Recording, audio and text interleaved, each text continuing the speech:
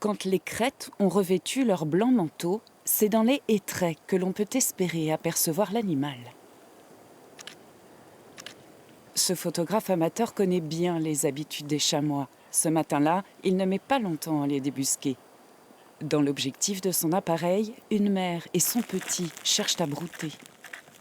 Je ne vais pas essayer de les approcher plus, puisque là on est en période hivernale. Ils n'ont pas grand-chose à manger. Ils vont vivre sur leur réserve.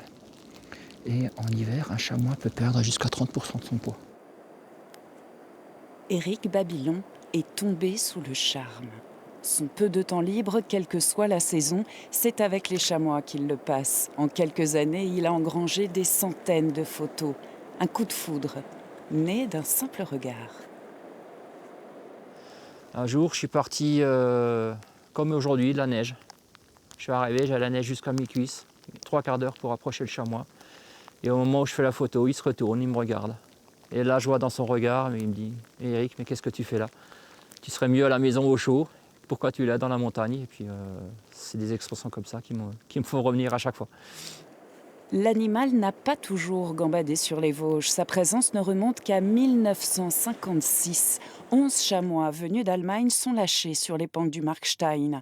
Un cadeau fait par l'Allemagne pour remercier la France, chargée après la Deuxième Guerre de la zone allemande, incluant la Forêt Noire. C'était une reconnaissance de ce que l'administration forestière française avait fait dans cette période d'occupation pour préserver les chamois du Feldberg.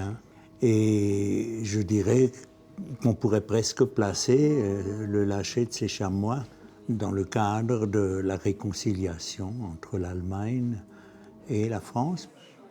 Et donc en 70, on a lâché aussi 3 boucs chamois qui ont été lâchés dans le fond de la vallée de Münster, dans le Leibeltal, en dessous du Rheinkopf.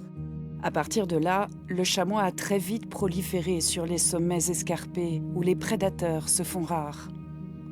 Sa chasse n'est autorisée qu'à partir de 1975, entraînant alors une baisse des populations.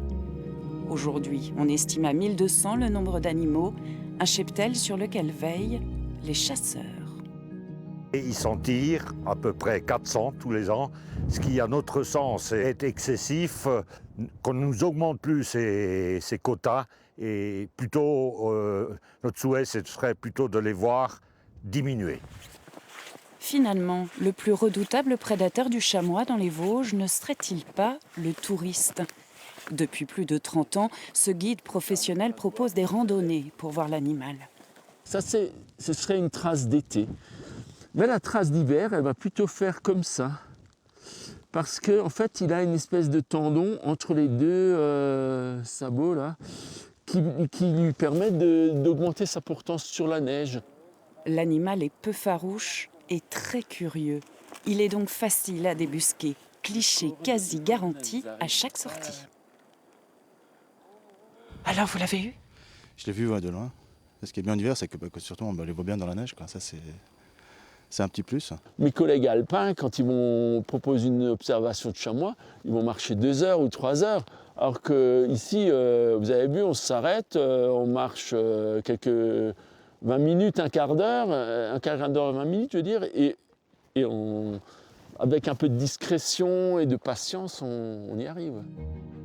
60 ans seulement après son introduction, le chamois fait aujourd'hui partie intégrante du paysage vosgien. Et l'histoire se répète, mais à l'envers. Désormais, ce sont les chamois d'Alsace qui servent à repeupler d'autres massifs.